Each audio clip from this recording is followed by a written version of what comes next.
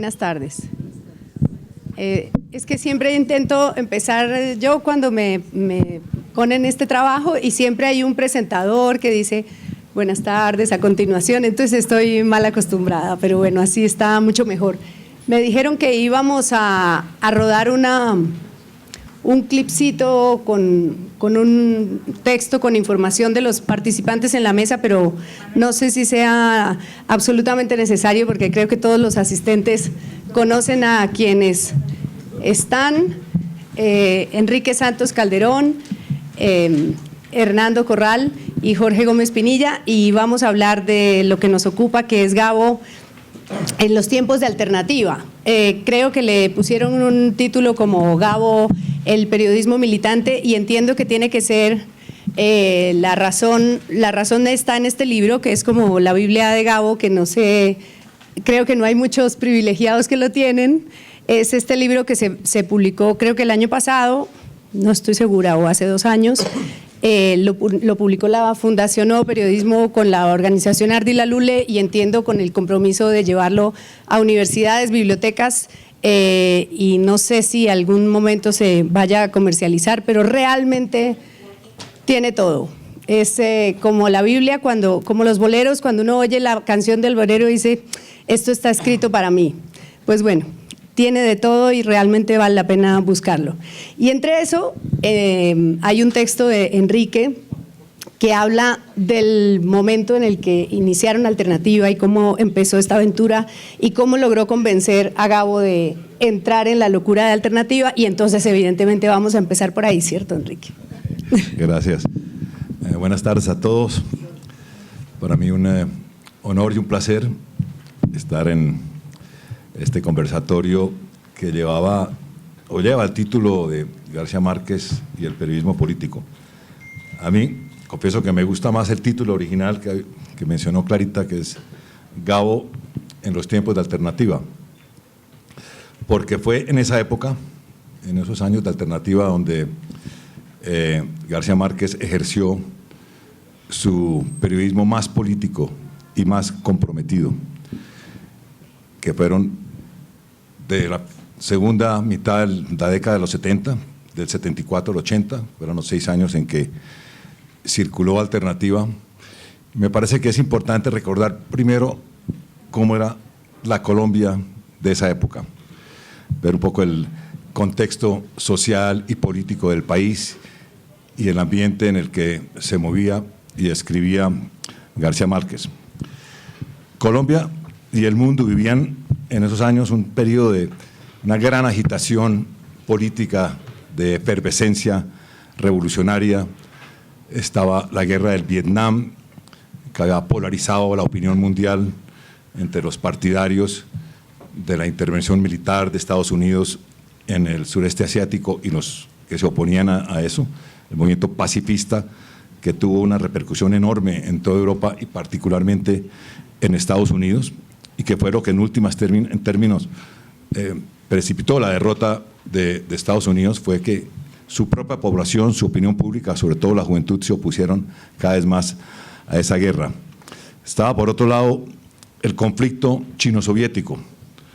Entre la China de Mao y la Unión Soviética había una polémica irremediable que desgarraba a toda la izquierda internacional, al movimiento comunista internacional, dividido de una manera muy apasionada entre maoístas y soviéticos.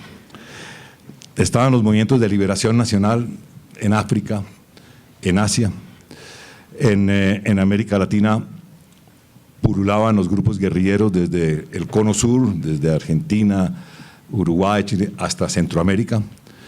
O sea que era una época realmente de una gran efervescencia revolucionaria. En Colombia, en esos años, había un auge enorme del movimiento estudiantil, del movimiento sindical, del movimiento campesino, de los usuarios campesinos, un movimiento que produjo grandes transformaciones, promovía tomas de tierra en la costa, en todas partes, y estos movimientos, estas protestas generalmente eran dirigidas por la izquierda, en algunas de sus facciones, porque la izquierda colombiana estaba también tremendamente dividida.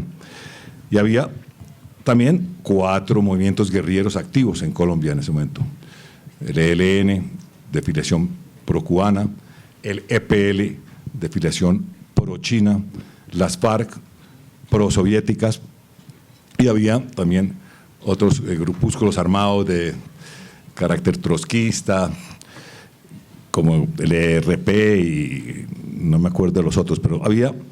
Y bueno, luego vino en el 74, que coincidió con el nacimiento de Alternativa, el M19, que fue el primer movimiento de carácter urbano con un estilo y un lenguaje distinto, fundado por personas que han desertado de las FARC y que tuvo un gran impacto dentro de la población intelectual, universitaria, entre la pequeña burguesía intelectual. También eran esos años épocas de leyes marciales, de estatutos de seguridad, de una represión muy sistemática contra las protestas de la izquierda, que eran rezagos del estado de sitio, el régimen bajo el cual vivió Colombia durante casi 20 años seguidos. En esa época es cuando nace Alternativa, en esos años, en el año 74, y cuando Gabo se revincula al país. Alternativa nace de la confluencia de 4 grupos de periodistas, intelectuales, investigadores, que cada uno por su lado venía preocupado porque la izquierda no tenía un medio de comunicación que estuviera a la altura del momento, a la altura del movimiento que existía, de la inquietud intelectual. Eran, por un lado, la fundación que dirigía el sociólogo Paz Borda, que se llamaba La Rosca de Investigación Social, un grupo de profesores de la Universidad del Valle que dirigía el economista Bernardo García. Estaba el taller 4 Rojo, que eran artistas y pintores que vivían en Bogotá, muy cercanos al ML, al maoísmo. Y por otro lado estaba la Fundación Pro Artes Gráficas, en la que participaba yo, el investigador Jorge Villegas Arango, Daniel Samper, eventualmente Hernando Corral también se vinculó a la fundación. Esos grupos comenzamos a ver qué clase de publicación o de medio de comunicación se necesitaría. En esa solo existían los órganos de partido, la Voz Proletaria del Partido Comunista, Tribuna Roja del MOIR, los trotskistas con sus órganos, pero todos un lenguaje muy cerrado, muy sectario, dirigido a sus militantes, y de lo que se trataba era de buscar que la izquierda tuviera un órgano de expresión, un periódico dirigido al público amplio en un lenguaje distinto, con humor, con énfasis en lo gráfico, que realmente trascendiera todas esas publicaciones de secta que realmente no impactaban al gran público y que estaban dirigidas solamente a los militantes. Entonces nos pusimos de acuerdo sobre algunos objetivos básicos de lo que debería ser Alternativa, que eran básicamente mostrar la otra cara de Colombia, que no aparecía en los medios de comunicación del establecimiento, divulgar las luchas populares, precisamente todo este movimiento campesino, estudiantil, sindical que existía y que no tenía expresión en las páginas de los medios oficiales. Divulgar también las investigaciones que estaban produciendo en las universidades y en los centros de estudio sobre la historia colombiana, que eso fue una sección que tuvimos, se llamó Historia Prohibida, que tuvo mucho éxito.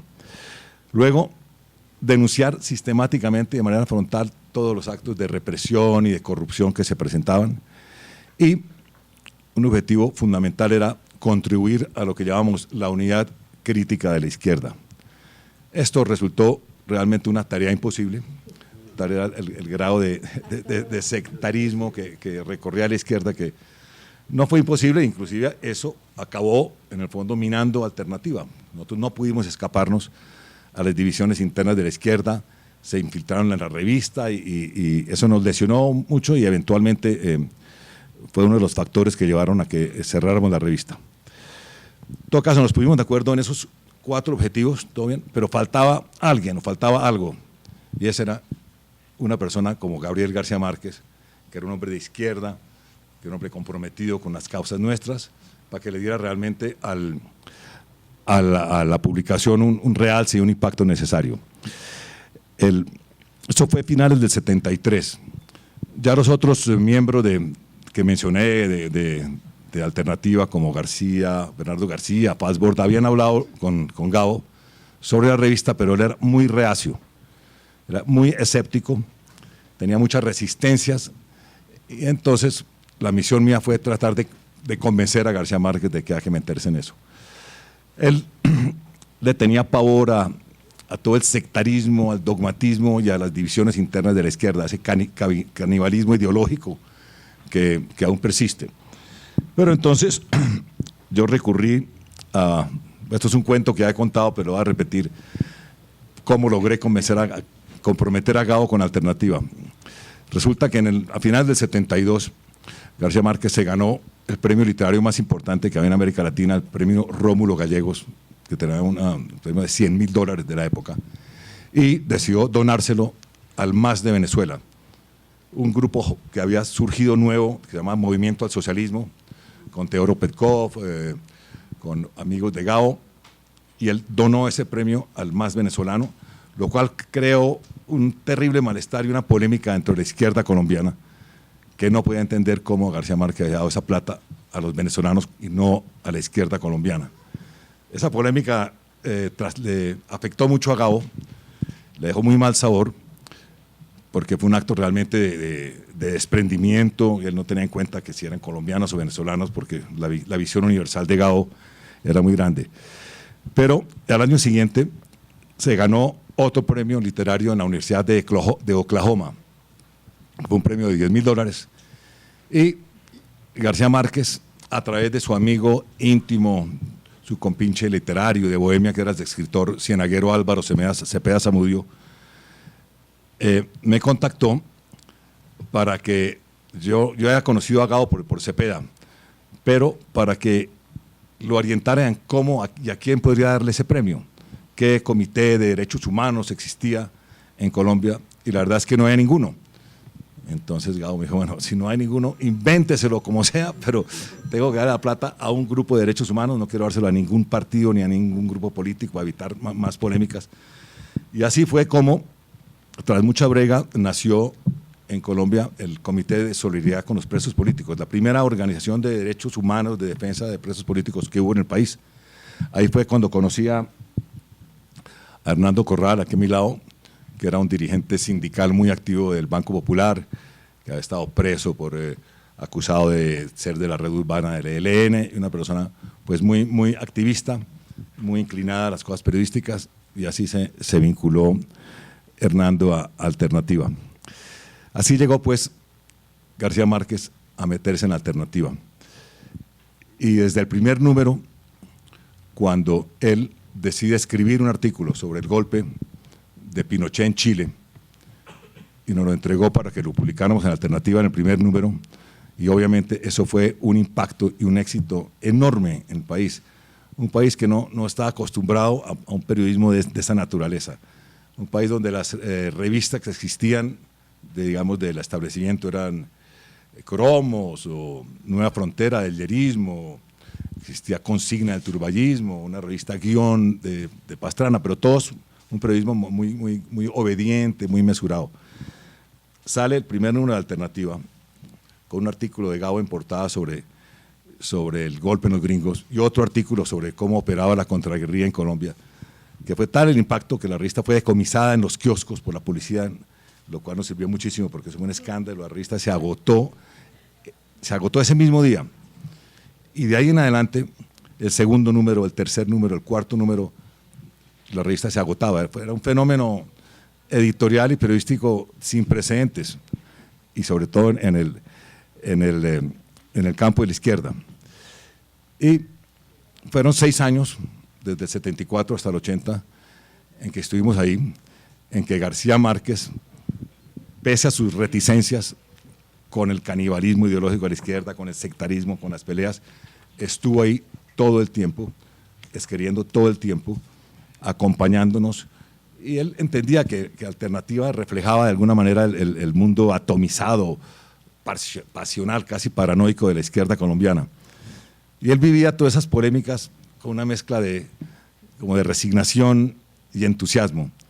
Porque Gabo es una persona totalmente la negación del sectarismo, aborrecía de la violencia, creía siempre en la tolerancia, en la discusión racional, sabía mirar más allá, tenía una visión internacional muy importante, y siempre actuó como una especie de árbitro muy salomónico en las discusiones y peleas internas que tuvimos en Alternativa, que no fueron pocas, inclusive que condujeron como en el año 76 una división pública de la revista que fue muy ruidosa, que afectó nuestra credibilidad y nuestra circulación, pero que eran el reflejo como inevitable de lo que estaba pasando en el mundo de la izquierda.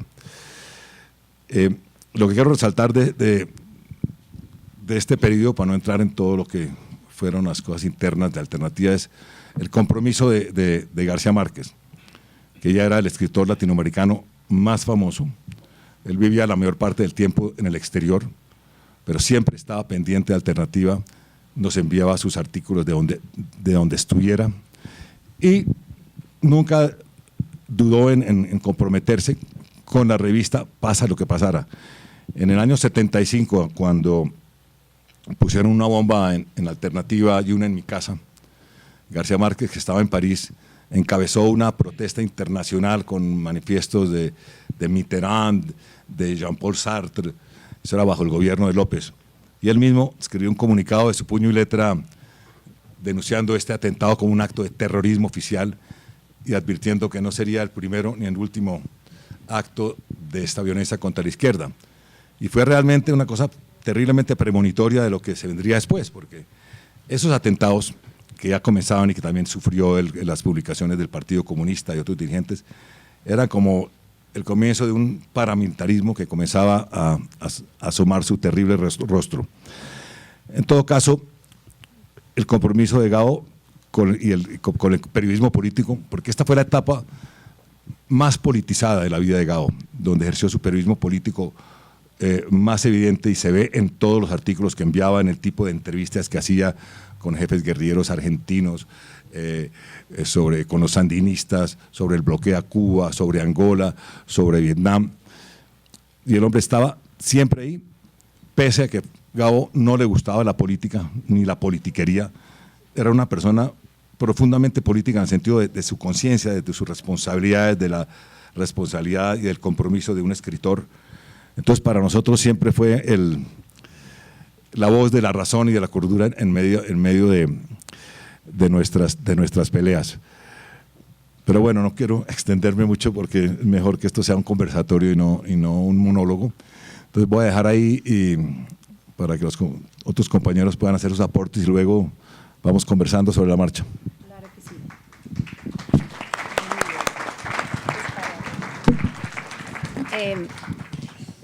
Omite, Enrique, de todo este cuento tan bueno que nos echó, que está en su texto Periodismo y Revolución, una alusión a nuestro compañero de mesa, que tengo que contar. ¿Lo puedo contar? Bueno, porque dice Enrique que Gabo, pues, que no era paranoico, pero que en medio de tanta pelea de la que él ha hablado y que todos conocen de cómo funciona la izquierda, pues había momentos en que Gabo se contagiaba de eso y el blanco de sus suspicacias y de sus sospechas era Hernando Corral, de quien decía: este es del F2, este es un tira. Y entonces yo quiero preguntarle a Hernando si ya se retiró del F2. Pues tengo que ir a ver si ya tengo la jubilación. La pensión. Hasta ahora nada. No, yo conocí a García Márquez, como dice Enrique, por el Comité de Solidaridad con los Presos Políticos. Ahí Enrique fue el que me invitó a ser parte de ese comité porque yo era dirigente sindical bancario del Banco Popular y era pues un sindicato bastante activo. Éramos realmente, pues yo venía de estar preso, acusado de, como dijo Enrique, de ser de una red urbana del ELN y lógicamente tenía toda la fiebre revolucionaria de la cual no me arrepiento y ahí entré al comité de la mano de Enrique y realmente fue, yo creo que hay que reivindicar a García Márquez. Yo creo que el primer acto político de compromiso de Gabo no fue Alternativa, sino antes lo hizo en el Comité de Solidaridad con los Presos Políticos, no solamente dando la plata para crear ese comité, sino además su activismo por fuera del país, pues Gabo perteneció al comité Russell, al Tribunal Russell de París, pues integrado por pues, la intelectualidad de América Latina, europea, y denunciaban muchísimo. Gabo además denunció muchísimo por todos lados lo que pasaba en América Latina. Yo lo conocí un día en el comité, teníamos una reunión del comité, del abuso, pues de los miembros, la NUC, pero esas reuniones eran más o menos clandestinas. Es que para los jóvenes, pues no sé si eso es claro, hablar de derechos humanos en esa época que no se hablaba en este país de derechos humanos, era, y más en defensa de los presos políticos. ¿Quién eran los presos políticos?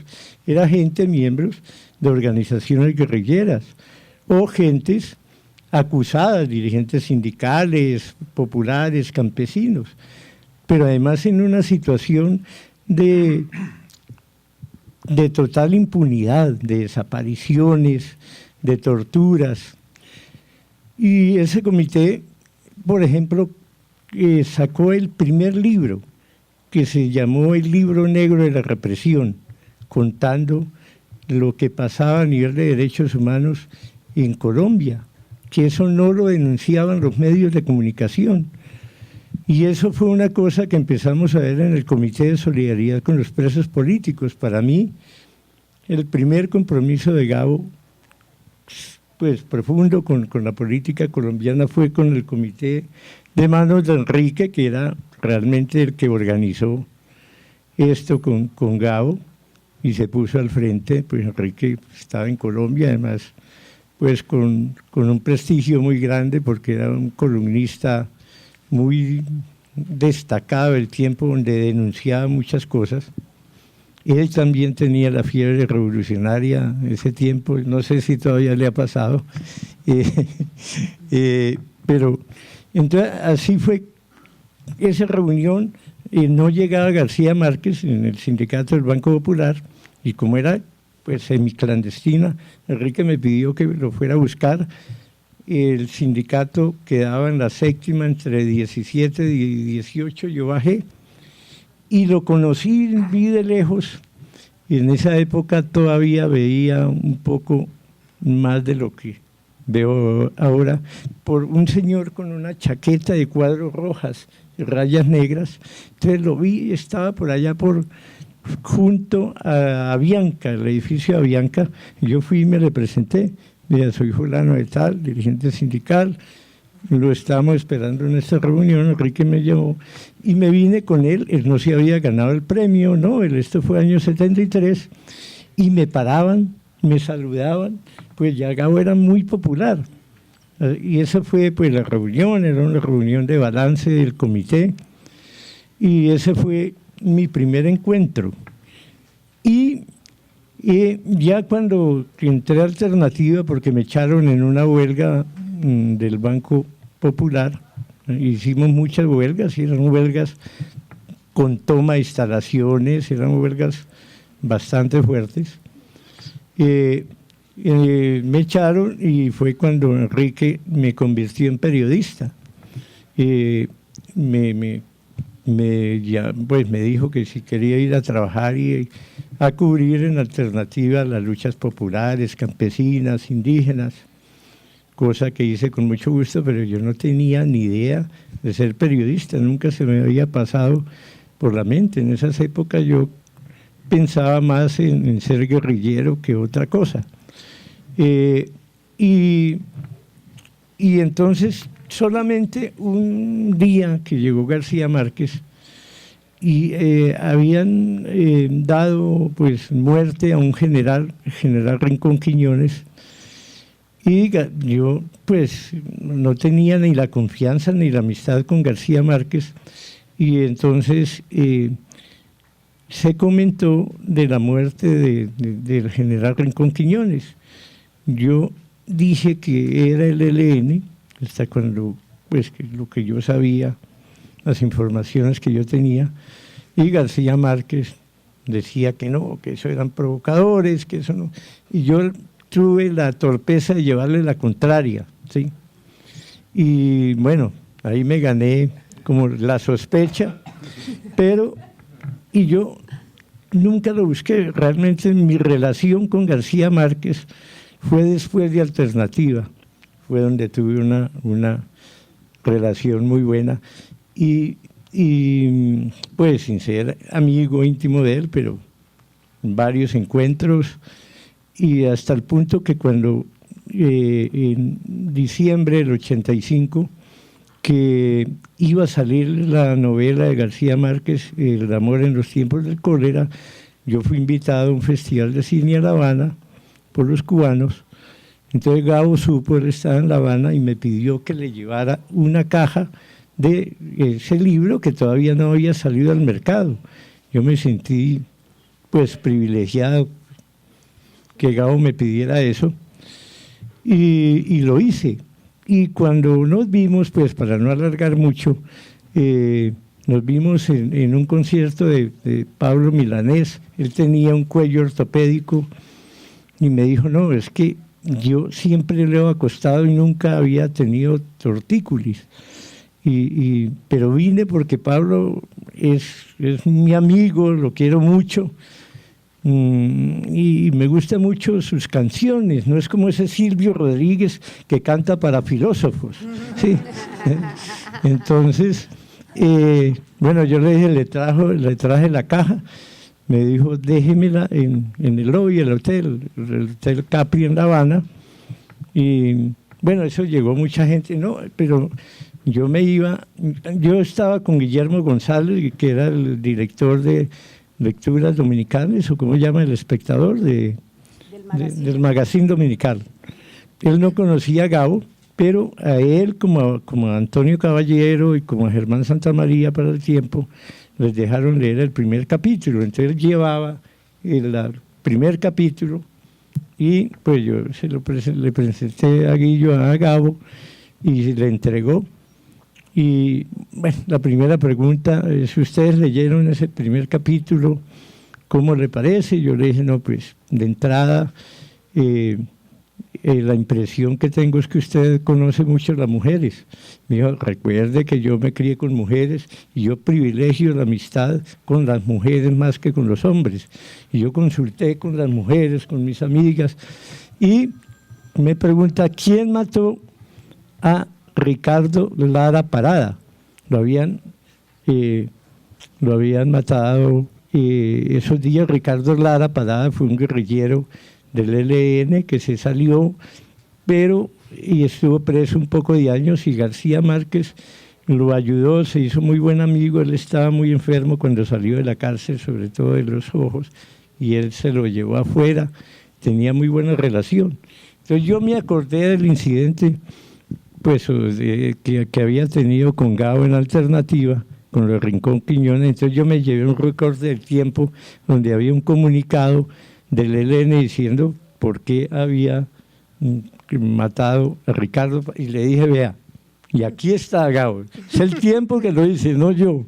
Y entonces se rió, sí, y bueno, entonces al otro, chao, eso llegaron mucha gente y lo rodeó, chao. Y al otro día, por la mañana, sonó el citófono del hotel y era Gabo. Yo compartía con Guillermo González la habitación y me dijo, baje, Hernando, baje, que le tengo un regalito. Y bajé, y era el libro El amor en los tiempos del cólera, con una dedicatoria que es para Hernando, de reportero, Gabo, muy querido y muy bonito. Y después, en otros encuentros, yo aproveché para que me dedicara otros libros, con unas dedicatorias muy lindas. Pero lo último que quiero contar así de Gabo,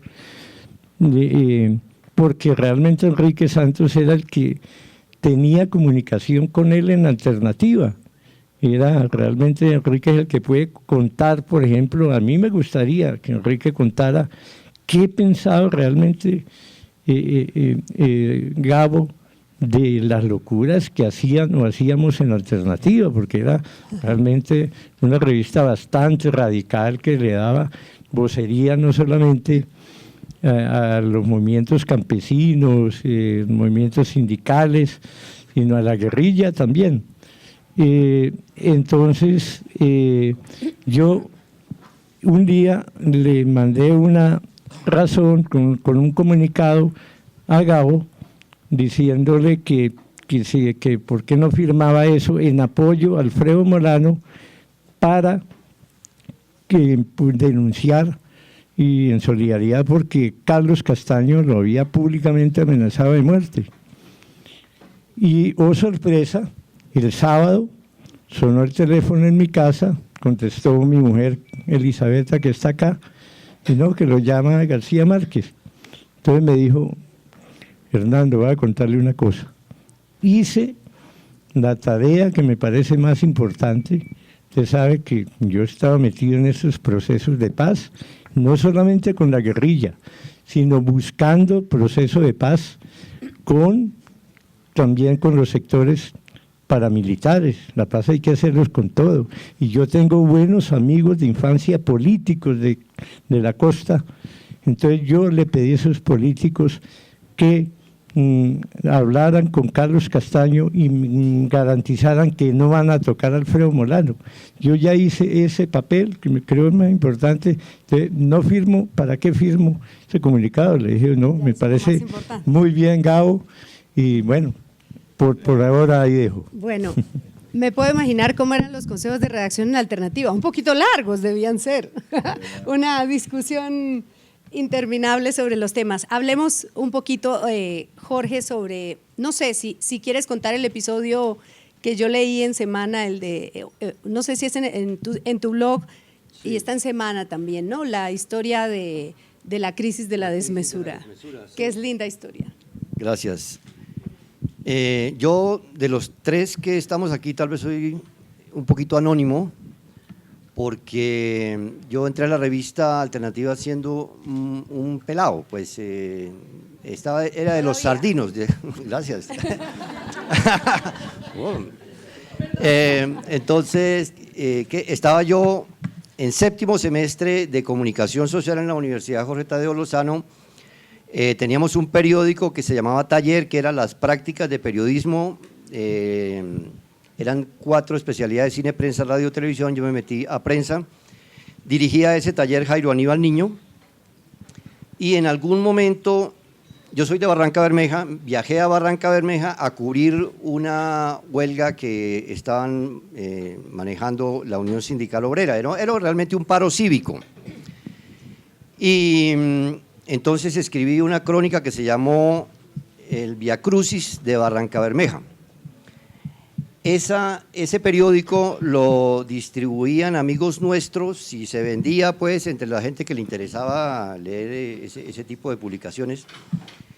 Y un amigo mío llamado Rodrigo Beltrán, el mismo Rodrigo Beltrán que luego terminó trabajando en la televisión con Alejandro Muñoz, llevó un ejemplar o llevó esos periódicos a la sede de la revista Alternativa, que iba a comenzar en su segunda etapa, después de la división que tuvieron en la primera etapa cuando se dividieron en Alternativa y Alternativa del Pueblo.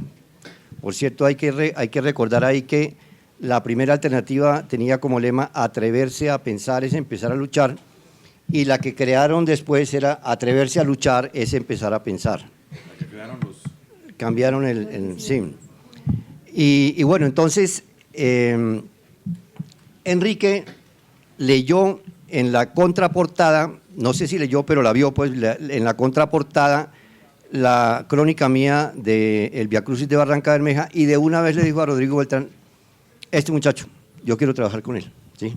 Así, o sea, entonces, eso creo que fue al día siguiente que me vinculé y comencé a trabajar en la revista Alternativa.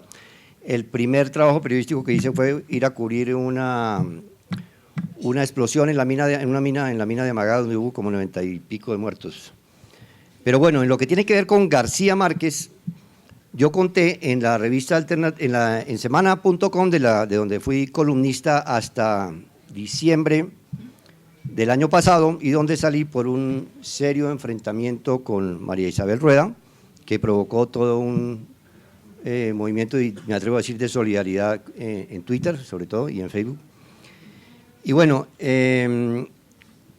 un día veo bajar a García Márquez de un carro rojo de la embajada cubana. Yo estaba entrando a la revista en ese momento y Enrique y Gabo estaban entrando también a la revista y me presentó. Y recuerdo que en ese momento dijo, oiga, mucha gente joven. Bueno, jóvenes, habíamos dos que éramos, estaba yo y estaba Carlos Agudelo, que también era compañero mío de la Tadeo. Él pertenecía al bloque socialista.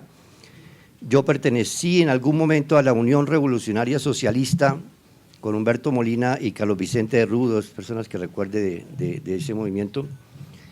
Él acababa de tener una experiencia amarga, por cierto, Gabo, con el periódico El Manifiesto, porque les concedió una entrevista y en esa entrevista no le hicieron edición, o sea, la publicaron exactamente tal como García Márquez hablaba. Y entonces ahí parecía como si Gabo hubiera estado borracho cuando hablaba, ¿sí? Y él se molestó por eso. Entonces ocurrió que en algún momento yo dije, hombre, ¿cómo voy a desaprovechar esta oportunidad tan valiosa para que Gabo nos conceda una entrevista para el periódico Taller, que dirigía Jairo Aníbal Niño? Y le pedí una entrevista. Entonces, él me dijo, pásame un cuestionario. Yo hubiera querido una entrevista presencial, sí, que él me contara y tal, pero supongo que esa situación que había vivido con el Manifiesto lo previno y me dijo, páseme un cuestionario. Al día siguiente llego yo pues con la emoción, ¡hey, que Gabo nos va a conceder una entrevista! Entonces, bueno, fue fabuloso.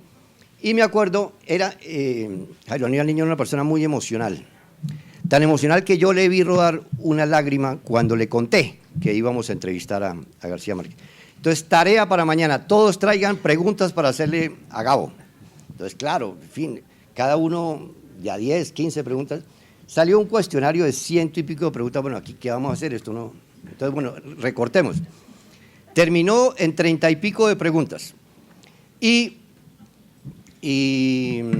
entonces, yo dije, todavía está un poco largo. Y entonces, Jairo Aníbal Niño dijo, seamos realistas, pidamos lo imposible, que era una frase del mayo del 68, ¿sí?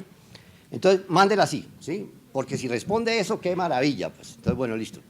Le entregué en otro día ese cuestionario a García Márquez, pasaban los días, yo lo veía por ahí, sí que llegaba con Mercedes, se reunían allá con los grandes, ¿sí? Con los grandes, a mí, allá ellos. Y entonces un día ya, hombre, ¿qué va a pasar? Me le acerqué y le dije, Gabo, ¿se acuerda de la entrevista que le dije? Entonces, en ese momento estaba hablando con Antonio Caballero, se volteó, recuerdo perfectamente, levantó la mano haciendo como un semicírculo y me la puso aquí en la mano izquierda y me dijo, mira, Jorge, el día que logre contestarte ese sartal de preguntas, me quedo sin tema para escribir por el resto de mi vida. Entonces yo, pues, ante eso le dije, conteste las que pueda, ¿sí? Las que quiera, las que pueda. Entonces, y pues me dijo, bueno, vamos a ver qué hacemos. ¿Qué ocurrió? Que al día siguiente o 2 días después lo llamó Omar Torrijos como invitado a la entrega o la devolución del Canal de Panamá con Jimmy Carter. Él se fue y fue la última vez que lo vi. Entonces, nunca volví a saber de él. Otra anécdota con él es que en algún momento también le presenté una crónica que había escrito sobre Cuba, en una visita que hice a Cuba y donde comenzaba diciendo que si en Cuba no hubiera tanto sol, tanto ron y tanto son, Fidel Castro no llevaría esos años en el poder. Entonces él la miró, le gustó, me dijo, le falta poder de síntesis. Yo acostumbro ciertos textos ponerlos en salmuera, en fin, y le dije gracias, Gabo, en fin. Entonces ese fue, digamos, tal vez los 2 únicos contactos que yo tuve con García Márquez. Pero quiero aquí contar una anécdota cuando mencionaba lo de que Gabo llegó a pensar o a sospechar que Hernando era del F2. Yo recuerdo en ese momento era que la presencia de José Obdulio Gaviria en algún momento... bueno, es que no sé, sí, es que creí que no estaba sirviendo. En algún momento por ahí estaba José Obdulio Gaviria con el movimiento Firmes, por el lado, el movimiento Firmes, si no me equivoco, buscaba la unidad de la izquierda y a la vez buscaba apoyar la candidatura de Gerardo Molina, ¿estoy equivocado? ¿Sí? El movimiento Firmes nació un poco en alternativa buscando, eran firmas para la unidad de la izquierda, ahí viene el nombre. Exacto, la unidad. Y era que hubiera un candidato único de la izquierda, Sí, que sí. también fue una tarea imposible. A lo que yo voy es a que después yo decía, hombre, este era un tira, este tipo era un infiltrado, porque ¿en qué terminó José Obdulio Gaviria? ¿Sí? Entonces uno decía, y él estaba ligado a este movimiento. Entonces, para mí siempre fue un infiltrado de la derecha ahí dentro de la izquierda, del mismo modo que creo que Álvaro Uribe fue un infiltrado dentro del Partido Liberal, un infiltrado de la extrema derecha, esa es la segunda impresión que tengo. Bueno, digo, antes sí, ahorita Hernando quiere referirse a José Obdulio, pero antes de Gabo con las entrevistas, pues Gabo rehuía muchísimo las entrevistas, no le gustaba que lo entrevistaran, un hombre tan perfeccionista para todo. Siempre que daba una entrevista, quedaba tergiversado, era incompleta, o sea, siempre le decía a los periodistas que le pedían una entrevista, le decían, muchachos, perro no come perro, y entre bomberos no nos pisamos las mangueras. Entonces, yo soy periodista, pero yo no voy a darles entrevista a ustedes los periodistas porque no confío en ustedes. Era en eso muy exigente y muy riguroso y muy perfeccionista. Me preguntaba Clarita que cómo hacía Gabo, cómo manejaba todas las peleas internas nuestras, todo el poco del elemento caótico que había en Alternativa y cuáles eran sus criterios periodísticos. Porque Gabo, además un hombre formado en periodismo, que fue toda la vida un periodista, él dice que todo se le debe al periodismo, era una persona que sabía mucho del oficio. Y él, durante los años de Alternativa, él vivía en el exterior, siempre me mandaba cartas comentando la revista, haciendo críticas, tal. Inclusive, a propósito de la pregunta de Clarita, yo aquí traje una carta que me escribió Gabo por ahí en el año 76, porque esto no tiene fecha, pero me parece interesante porque tiene una serie de observaciones sobre la revista Alternativa en esa época. Y me dice, estimado Enrique, hace varias semanas tengo el propósito de escribirte sobre la revista, y por estar pensando que debo hacerlo con mucha minuciosidad y mucho cuidado, lo dejo siempre para el día siguiente. Bueno, hay un aspecto formal que me interesa mucho tratarte, porque es el inmediato y entra por los ojos. La revista es fea, aunque lo es cada vez menos. Pero no me refiero a una fealdad considerada desde un punto de vista poético, sino de un punto de vista periodístico. La tipografía no corresponde siempre a la naturaleza del contenido. Hay cosas insignificantes que reciben un despliegue inmerecido y cosas muy importantes que andan apretujadas por los rincones. Los titulares no siempre corresponden al texto. No se sabe muy bien a qué se refieren y algunos parecen más eslogans electorales que títulos de información. En síntesis, falta un criterio periodístico central que le dé a cada cosa su valor exacto y su lugar justo. Sin embargo, me parece que este aspecto ha mejorado en los dos últimos números y es probable que termine por arreglarse. Lo importante es que la revista encuentre un estilo propio y que sea un buen estilo. No podamos dejarle buen gusto para uso exclusivo de la burguesía. Al contrario, hay que quitárselo junto con todo, porque nos pertenece con mejores títulos que a ella. Y luego dice, me parece tiene un interés especial el problema de las portadas. La del segundo número, por ejemplo, representa un esfuerzo gráfico absolutamente inútil, porque el resultado es menos radical que cualquier portada de cromos. En cambio, en otros números o en ese mismo hay contraportadas y páginas internas que hubieran sido portadas estupendas. Creo que esto hace parte de la misma falla en el criterio de valoración del cual te hablaba en el párrafo anterior. Por ejemplo, el anuncio de la ITT con los gorilas, que era una contraportada, era mejor portada que todas las publicadas hasta ahora. Mi impresión general es que parece una revista hecha, no parece una revista hecha de reflexiones, sino hecha a gritos. Cosa que antes hacían los mamertos y lo hacen cada vez menos. La revista que planeamos, aún en términos muy vagos, no era así. Era tan radical como esta, por supuesto, pero me parecía más destinada a convencer mediante la información y análisis que a sublevar al lector con eslogans.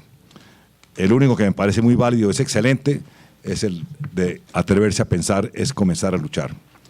En síntesis, un poco de serenidad no le vendría mal a la revista. Digo serenidad en la expresión, no pido ni mucho menos que se apendeje, al contrario. Luego dijo, sin embargo, todo lo anterior es secundario y fácil de arreglar. Lo que sí me parece muy grave y urgente es que la revista tiene una definición ideológica muy clara, pero no lo es tanto su definición política. Esto crea una sensación azarosa. Hasta ahora no he podido saber políticamente dónde carajo estamos. Se nota un gran esfuerzo por no atentar contra la unidad de las izquierdas, pero en cambio lo que más se ve es el terrible esfuerzo que hacemos para no cagarnos en esa supuesta unidad. Es evidente una simpatía muy reprimida por la vida armada. Es evidente un repudio muy reprimido a la vía electoral, pero la revista trata de disimular ambas cosas y al final se mantiene en un terreno neutral que no convence a nadie. En síntesis, se ve que es una revista de izquierda, más aún de extrema izquierda, pero que no tiene un criterio definido sobre cuál es el mejor camino para la revolución en Colombia. Esto es un ejemplo de realmente de la capacidad de observación periodística de Gabo, del esmero, de la atención que le ponía a lo que pasaba en Alternativa, de cómo sufría con todas nuestras desmesuras y nuestros excesos, pero que es una carta del año 75, simplemente confirma la lucidez profesional de Gabo en lo que tenía que ver con el periodismo y también como su claridad política sobre los vacíos que tenía el periodismo militante, el periodismo lleno de eslogans. Creo que es un buen ejemplo de lo que fue la vinculación de Gabo a la revista. Y Gabo, volviendo a Gabo y el periodismo y el acoso permanente que sufría de todos los rincones, de todas las causas, pidiendo su apoyo, pidiendo su firma, queriéndolo involucrar en toda clase de proyectos. Era una cosa realmente agobiante para Gabo y eso lo angustiaba mucho, pero no lo rehuía.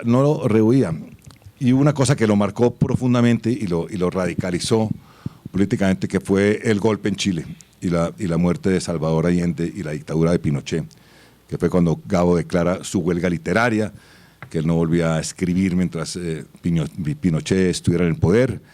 Y en esos años fue cuando se dedicó realmente a hacer periodismo político. Se dedicó a hacer sus artículos en Alternativa, que eran reproducidos en todo el mundo, pero fue un acto que realmente metió a Gabo en un tipo de activismo que generalmente él rehuía. Y en realidad su participación en Alternativa sintetiza un poco lo que fue el periodismo político de Gabo.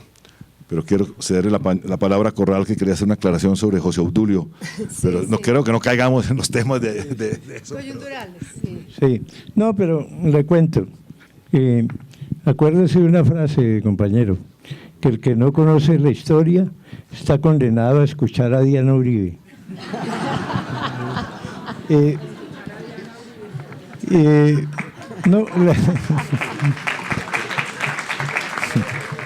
No, la verdad es que a José Obdulio lo conocí cuando yo era del Comité de Solidaridad con los Presos Políticos. José Obdulio era defensor de presos políticos en Medellín. Y después fue firme, pero era defensor de los presos. ¿Sabe con quién?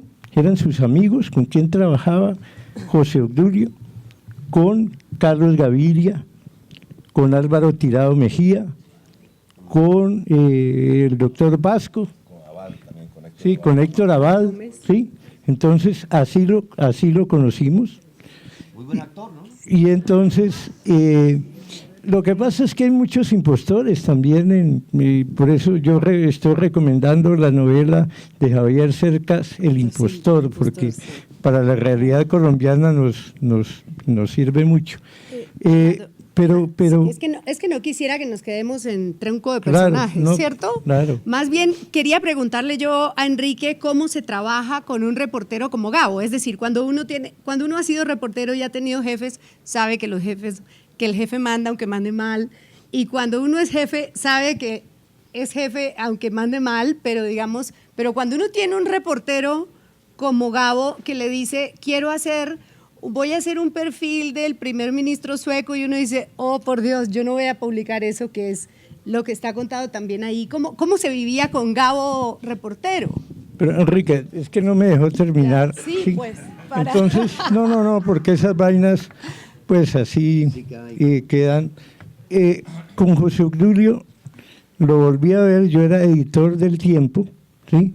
Y él fue y me visitó al Tiempo y me dijo, vea, yo ahora estoy en Bogotá, me trajo Álvaro Uribe, y a mí el embajador de Cuba, yo tengo muy buenas relaciones, como le consta a Enrique, con los cubanos, no de ahora, de hace muchos años. Soy muy amigo, y lo digo con orgullo, a pesar de tener diferencias, como cualquier persona medio pensante, pero somos muy amigos. El embajador de Cuba, Luis Hernández, me había dicho, nosotros no conocemos a nadie del gobierno de Uribe.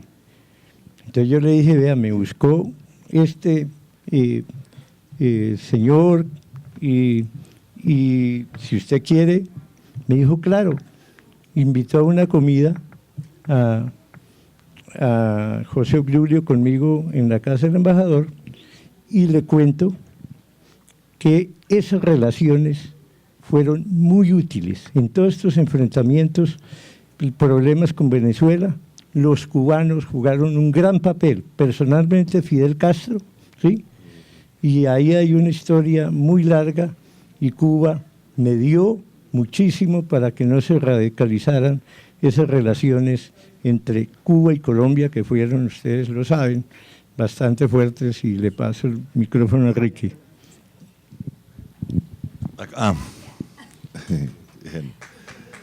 No, la verdad es que Gabo, no, un escritor tan preciosista, tan exacto, tan riguroso, también en el periodismo exigía mucho rigor. Y él se daba cuenta que en Alternativa nosotros no teníamos ninguna pretensión de ser imparciales, por ejemplo, ni objetivos. No calumniábamos ni distorsionábamos la realidad, pero obviamente la revista tenía una posición que no era así de estar equidistantes de unos y otros, sino era una posición militante y radical. Entonces Gabo y las discusiones internas eran interminables. Es decir, la definición de una portada se podía demorar 3 horas, opinaba hasta la señora que servía tintos, y cada uno, y en la revista estaban reflejadas de una manera u otra todos los grupúsculos y todas las tendencias de la izquierda en ese momento, la maoísta, la trotskista, la guevarista, la soviética. Entonces, obviamente era un ambiente espeso para las discusiones puramente periodísticas. Ya a Gabo eso le fatigaba muchísimo. Entonces, las discusiones de la izquierda le fatigaban, le parecía que a veces conspiraban contra la calidad de la revista, pero él las manejaba con una enorme paciencia y sabiduría, y siempre preferíamos en todo hablar con los redactores jóvenes, darles normas de periodismo, que lo importante es contar bien una historia, ser imaginativos, no caer en los lugares comunes. O sea que Gabo, por ejemplo, no participaba en las discusiones de carátula, ni de, él prefería después, cuando salía la revista publicada, hacer observaciones críticas sobre lo que pasaba. Y él nos mandaba artículos que publicábamos rigurosamente, salvo uno que mandó un perfil sobre Olof Palme, el primer ministro sueco, y cuál sería nuestra prepotencia e insolencia, que nos pareció un ladrillo y no se lo publicamos. Ese artículo jamás vio la luz, era García Márquez, pero bueno, a veces lo enceguecía una de las cosas. Pero digamos, él les decía, me voy a ir a Angola y entonces desde Angola le voy a mandar para la próxima semana, y llegaba el artículo desde Angola. Claro, eso era una persona tan cumplida y tan rigurosa y tan disciplinada en su oficio periodístico, literario, como García Márquez es. O sea, mandaba de Angola, de Vietnam, de donde estuviera, mandaba sus artículos, esos llegaban en esa época, pues no había internet, no había nada, pero llegaban, y obviamente pues cualquier artículo de Gabo era una garantía de éxito de ventas. Y en medio de eso, volviendo un poco un aspecto que siempre me recuerdo es los acosos que sufría permanentemente García Márquez cuando estaba en Colombia. Por eso a veces le rehuía estar en el país, porque todo el mundo quería hablar con él, todo el mundo quería pedirle apoyo para algo, que firmara una causa o se solidarizara con algo. Y él un momento dijo, después de una entrevista en que le hicimos en Alternativa, larguísima, que queríamos que tomara posición sobre todos los temas posibles, y él dijo, no, que realmente él quería dejar claro en esa entrevista que él había encontrado en la Alternativa una forma de militancia política que había buscado muchos años, que era un trabajo periodístico serio y comprometido hasta el tuétano. Pero advirtió que nadie espere, yo tengo una frase textual aquí, nadie espere de mí en el campo de la política nada distinto, ni más importante, ni más heroico que mi trabajo en esta revista. Eso era como para que la gente entendiera que ya con lo que estaba haciendo en la Alternativa estaba participando y estaba... Pero la verdad es que al mismo tiempo le tocaba estar metido en toda clase de cosas, era una ineludible.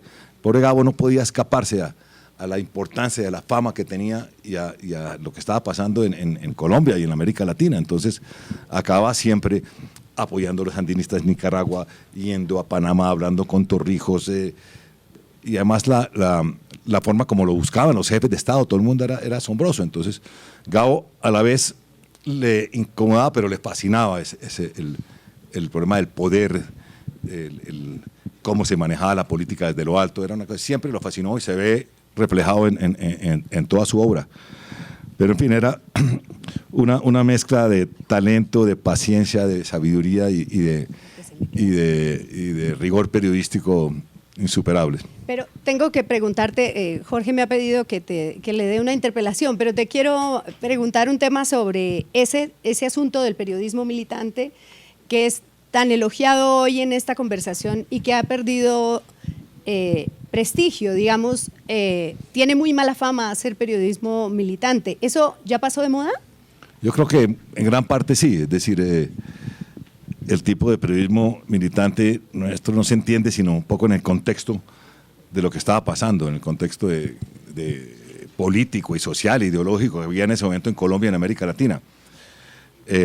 Lo que no ha pasado de moda y lo que sí hace falta es la independencia y la rebeldía, es decir, un periodismo investigativo, crítico, que no dependa de los poderes fácticos.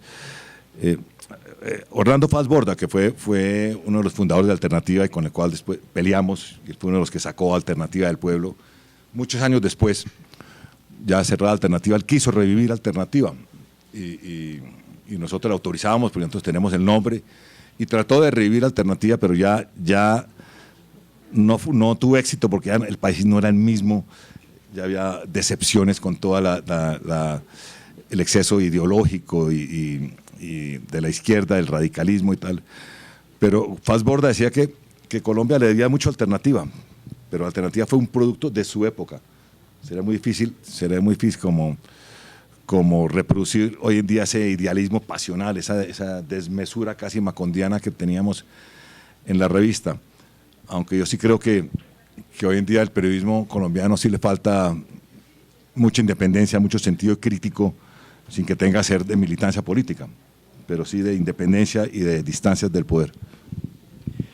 Bueno, yo quería hacer una diferencia entre lo que creo que es la diferencia entre el periodismo militante y el periodismo político. El periodismo militante, pues, que dirige atiende a una determinada corriente política, y el periodismo político, que a mí me parece que cualquier persona que opina está haciendo política. O sea, cualquier columna, cualquier titular incluso, pues refleja una visión política. Pero esto no era una interpelación a Enrique Santos, sino una pregunta. Yo recuerdo por esos días, por esos años, que García Márquez estaba con la idea de sacar su propio periódico, que hasta donde tengo entendido se llamaría El Otro. Yo estaba en primera fila con mi hoja de vida lista para decirle, listo, ¿qué hay que hacer para empezar a trabajar con él en El Otro? Por cierto, Gabo siempre fue mi maestro en cuestiones de redacción, o sea, yo me leía absolutamente todo lo que hizo en cuestiones periodísticas, siempre estaba buscando el lead, que como él decía, tenía que agarrar al lector por el cuello y no soltarlo. En fin, todas esas cosas procuraba ponerlas en práctica.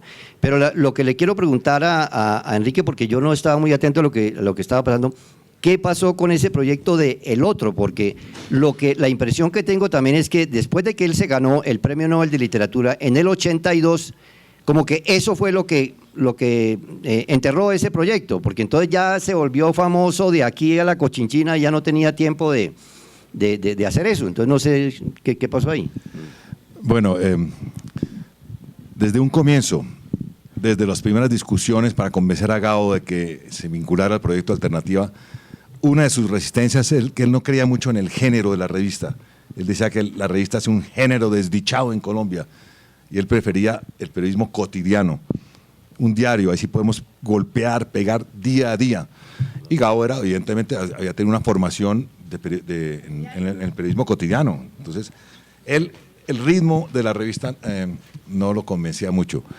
Pero lo del otro, creo que hay un conversatorio, por aquí está Jaime Abello, creo que hay un conversatorio aquí en la feria dedicado a lo que fue el otro, que fue cuando Gabo tenía esa idea en la cabeza de fundar un diario que además que fuera competencia con los grandes diarios, exacto, especialmente con El Tiempo. Entonces él ponía el símil de es que yo lo que quiero es en los kioscos donde venden la prensa, cuando alguien pregunte, deme un periódico, ¿El Tiempo? No, el otro. Entonces, ese era un gran nombre, el del otro. Pero tendrán que ir al conversatorio ese para ver por qué no resultó ese proyecto. Hoy a las 6:30 está la historia del otro. A mí no me tocó mucho eso porque ya Alternativa había cerrado, Gabo está en otras partes, yo estaba por otros lados, pero es interesante que siempre hasta el final tuvo la obsesión de hay que publicarse un diario, que es más eficaz un diario que una revista. Hernando también quiere hablar del periodismo. Del periodismo militante. No, yo creo que a este país sí le hace falta un periodismo militante. Militante ya por otras causas que sufre el país.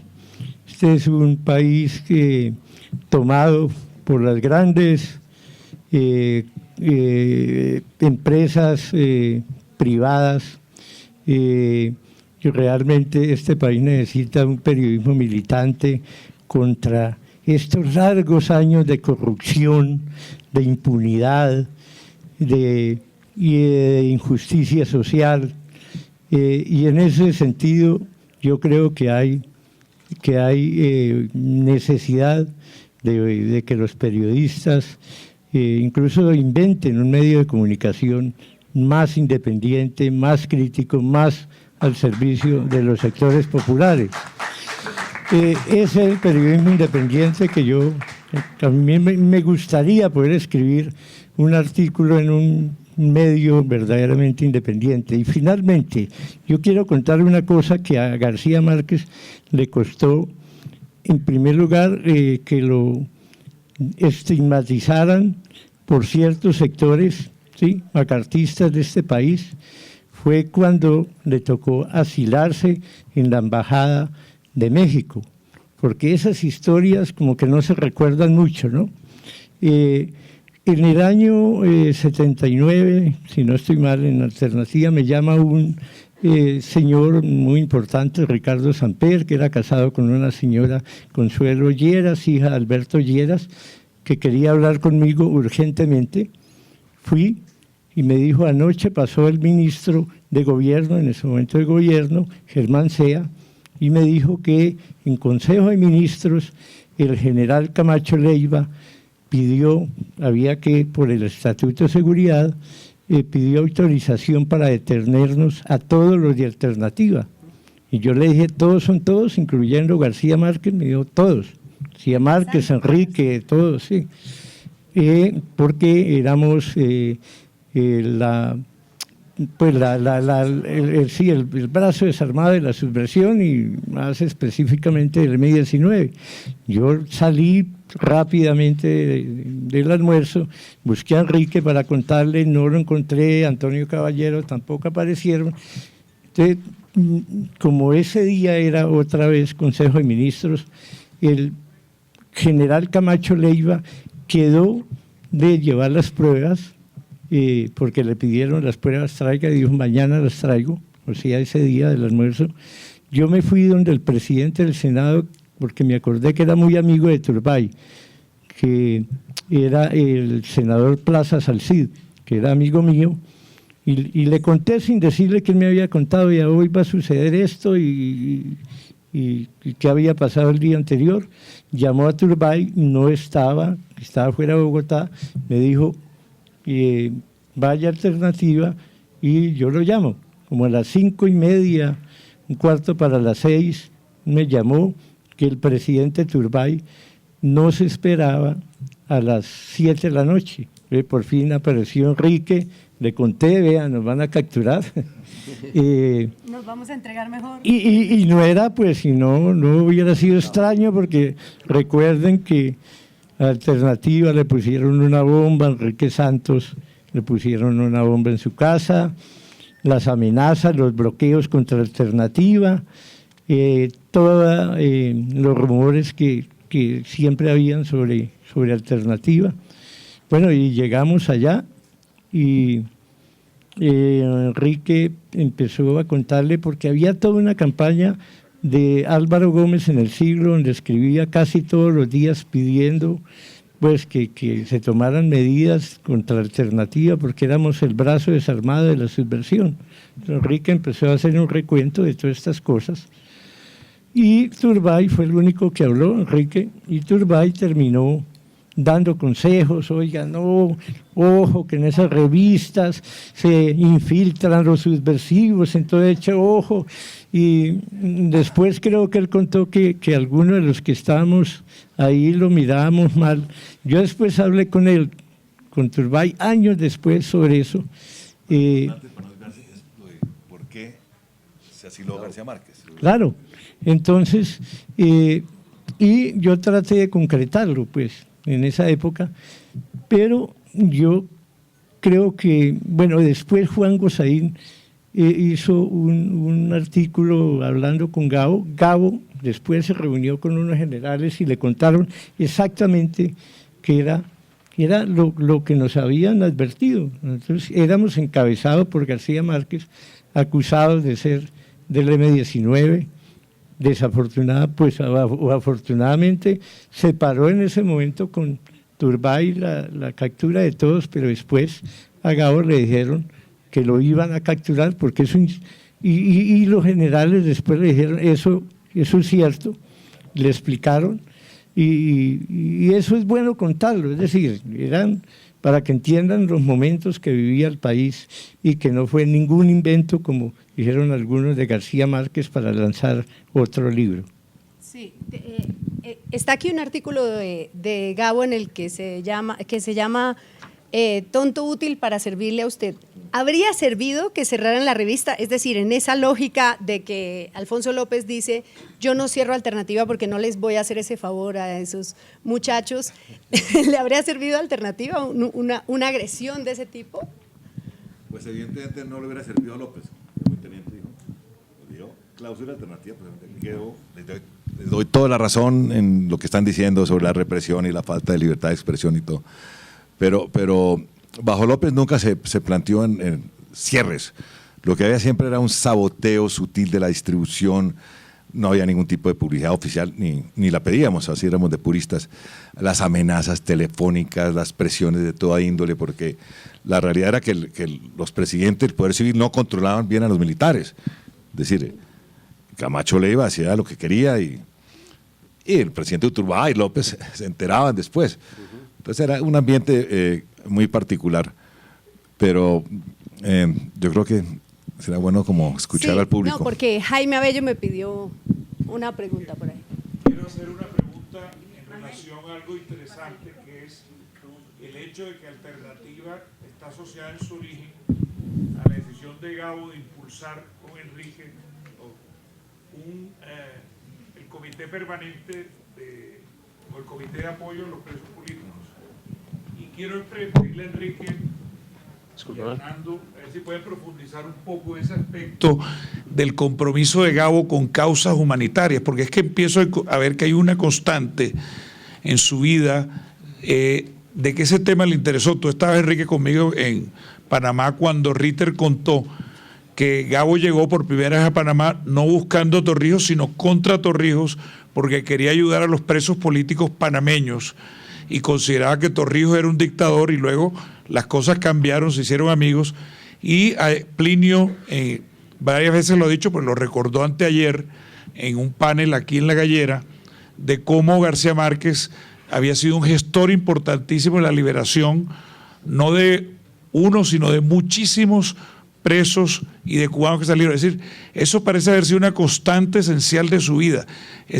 Lo de Lara Perada, ese compromiso por hacer esos favores, por ayudar, y tuvo una cosa que se llamó la Fundación Áveas en una época.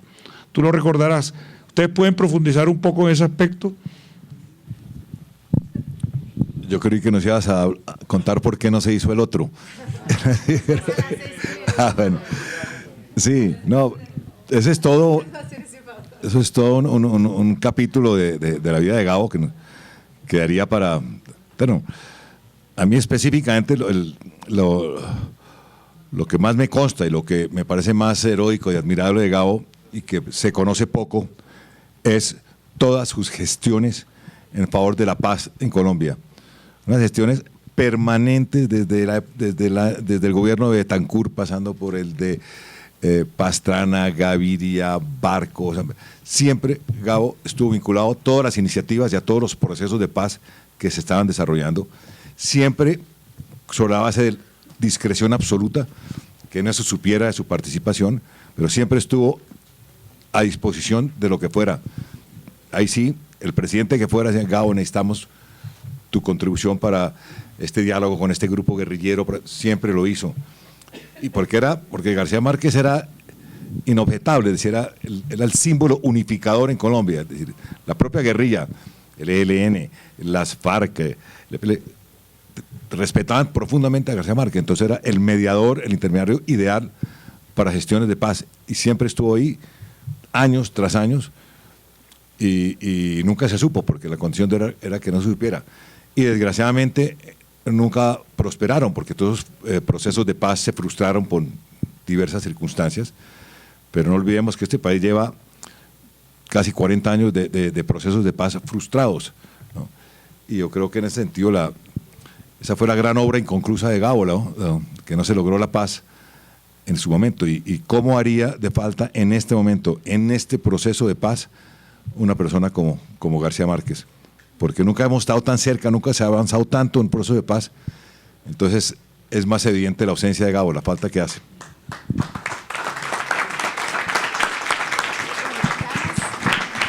Dos preguntitas más, ¿no? Gracias. Pues dos preguntas, digamos, en dos aspectos diferentes. Uno, ¿de qué vivían en alternativa? ¿Quién le pagaba a los periodistas? ¿Cómo vendían pauta publicitaria? ¿Quién era el subsidiario?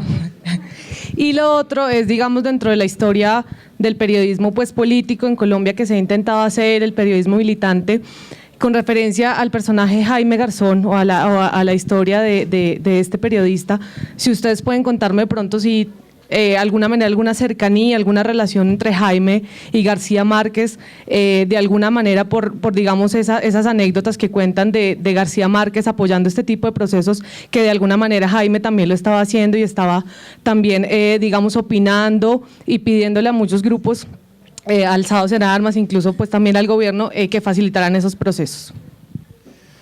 Bueno, la primera pregunta pues, es rápida de contestar. La revista, una de las cosas milagrosas, insólitas, la revista vivía de sus ventas. Sí, la revista se circulaba tan bien que alcanzaba para pagar la nómina y para algunos otros gastos. 8.000 pesos, dice aquí. 8.000 pesos mensuales. ¿Que serían como 8 millones ahora o qué? No, era como un poquito menos del mínimo. Sí. Sí, en realidad trabajar en alternativa requería una cuota de sacrificio e idealismo de todo el mundo. Sí.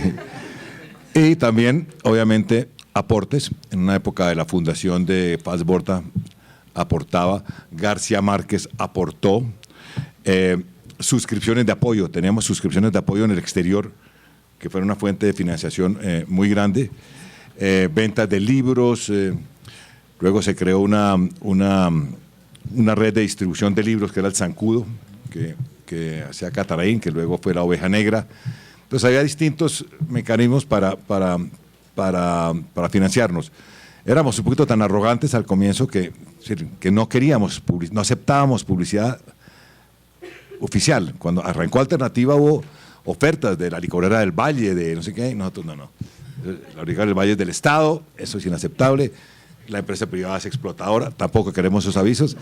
Entonces recibíamos avisos pequeños de sindicatos, de librerías, pero fue una de las causas que determinó la muerte alternativa, es que realmente, fuera del agotamiento ideológico y de la crisis de la fe, era la cosa económica. La revista se volvió un hueco sin fondo, en que un momento dado García Márquez dijo, yo ya no puedo aportar a esto, muchachos.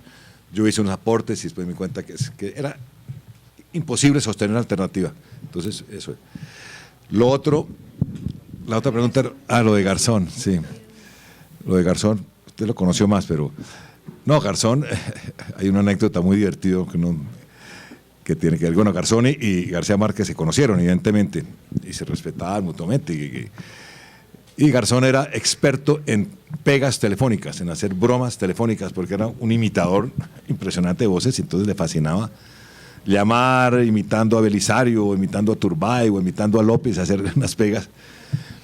Y a Gabo le hizo una, porque como sabía que Gabo era una persona dispuesta a cualquier cosa por la paz, una vez lo llamó a su casa imitando a Belisario, no me acuerdo si, a Gaviria tal vez, a decirle que tenía que salir inmediatamente, o sea, en 6 horas a Caracas, porque Carlos Andrés Pérez lo estaba esperando para una misión de paz importantísima. Entonces, y Gabo, sin pensarlo 2 veces, se fue a su apartamento, hizo maletas, cepillo de dientes, y estaba ya saliendo para el aeropuerto cuando yo me di cuenta que fui cómplice involuntario de ese chiste, y le dije, no, esto hay que desmontarlo ya, porque tal que se monte en el avión y llega a Caracas.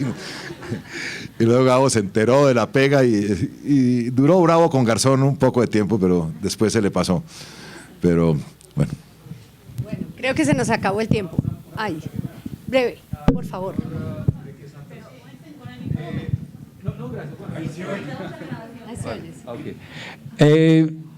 Yo le propondría al señor Santos, digamos que haciendo honor precisamente a a Gabo, ¿verdad? Y que estamos haciendo pues honores pertinentes a lo que él merece, digamos, no sería consecuente que se creara o que una revista como Alternativas se siguiera, digamos, para seguir, digamos, el legado de una persona que nos ha hecho, digamos, ser orgullosos de nuestro país. Y eso le propondría a usted, señor Santos, de una persona que nació en el poder. Sin embargo, veo que usted no se rinde ante ese poder, sino que sigue luchando de una u otra manera. Muchas y por eso gracias. quería proponerle eso. Ahora, una cosita, si esta revista o un periódico, si el otro, por ejemplo, se creara, usted publicaría noticias, por ejemplo, como el asesinato de los 43 estudiantes en Ayotzinapa, en México. Publicaría, por ejemplo, los asesinatos allá en Venezuela del diputado Robert Serra, que en este momento el Tiempo no los ha publicado, ¿no es cierto? Señor, entonces, la verdad es que se nos acabó el tiempo. Yo le di la última pregunta, pero no sé si contestas tú. Hernando quería hacer un comentario. No, sobre una nueva alternativa, una anécdota. En el año 89, con Antonio Caballero y una periodista mexicana, Alma Prieto, Guillermo Prieto, estuvimos reunidos en Casa Verde con Jacobo Arenas, Manuel Marulanda y Alfonso Cano. Pues íbamos como periodista, yo trabajaba en televisión y con cámaras, y en un momento dado Jacobo Arenas, estuvimos 3 días con él hablando y tomando brandicito, que era lo que él tomaba. Marulanda era más pausado, y de pronto pregunta, ¿qué pasó con la Alternativa? ¿Por qué se acabó? Entonces ahí le echamos un cuento y él dijo, les tengo una propuesta, ¿por qué no fundan Alternativa y nosotros la financiamos? Lógicamente, pues, una carcajada unánime.